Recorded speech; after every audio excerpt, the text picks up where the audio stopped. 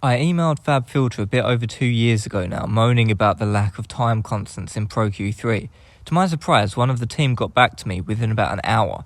The reply was essentially, we're not going to add time constants, and that's fine because Dan Worrell says it's cool in this video. However, we might change our minds and add it to Pro Q4, but don't hold your breath. Now here's a highly condensed edit of what Dan says in that video. The FabFilter just gives you a single control by default. You can click the little button and get a threshold slider if you want. It's behaving exactly as I want it to, with just 2 controls. And I consider that extra speed that the FabFilter plugin provides to be probably more valuable in the heat of a mix than the freedom to set the release time manually. So I get back saying, well, I don't care what this dude says, and at the time I didn't know who Dan Worrell was anyway. And then I said, auto settings aren't really that good for mastering engineers because we need a bit more control. And then I made some kind of quick mock-up thing showing attack, release, and knee just labelled A, R, and K in the advanced tab.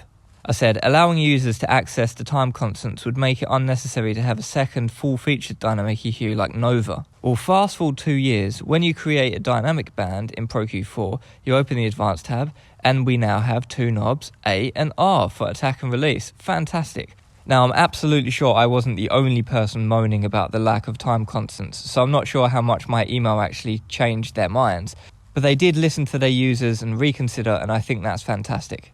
However, there still seems to be some unspecified mystery auto stuff happening there in conjunction with the threshold, so I would not feel confident using that for mastering. But of course there's other new features in this major update. Now Pro Q isn't a free plugin from one dude sitting in his bedroom. No, FabFilter is pretty much the most important plugin company in the world, and Pro Q is arguably the most important plugin ever made. And it also costs around $180, so I'm critiquing it at that level. We've now got 2 distortion algorithms using a non-standard nonlinear function. On initial inspection, it looks like there's some kind of oversampling in there with the low-pass filter near Nyquist. However, it doesn't seem to be doing a particularly good job because there's a whole bunch of energy below that tone, which looks like it's been mirrored back from over the Nyquist frequency.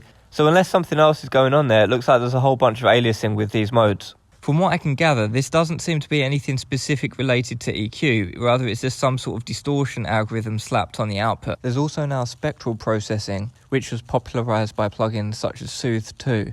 However, I personally don't think that spectral dynamics processing sounds good at all. You can get a much better sound if you just know how to use a normal dynamic EQ. So for me, the spectral stuff is entirely uninteresting. But something which makes version 4 almost unusable is the fact that if you click anywhere, it spams you with accidental EQ points. So this is actually the second time I uploaded the video. The first time, people pointed out you can actually turn this off. I didn't know this. I actually looked for it, but I just missed it for some reason. Wow, amazing. And with it turned off, that is way less annoying. By far, I think the coolest new feature is the instance list. However, if you use a VST plugin format, it won't recognize a track name. Neither will it with the clap format for some reason. Only the VST3 plugin format actually recognizes the track names. But given that you have track names visible, you can really quickly flick between plugin instances, and this is, in my opinion, the only really groundbreaking new feature that the upgrade has to offer. That said, it really suffers from the same accidental EQ point spam merely by clicking anywhere on the interface, which is so annoying. I'd rather just stick with Pro Q2 and switch instances in the ordinary way. The last thing that I can spot is this EQ drawing thing. It looks a bit like a gimmick. I don't think I'd ever use that. I don't see why that would be useful at all. So in conclusion, the only noteworthy upgrades are the time constants and the instance list. However, the time constants are not real values in milliseconds. It continues to be unspecified mystery auto stuff like in Pro MB, and I don't really trust that kind of stuff. I wouldn't use that for mastering.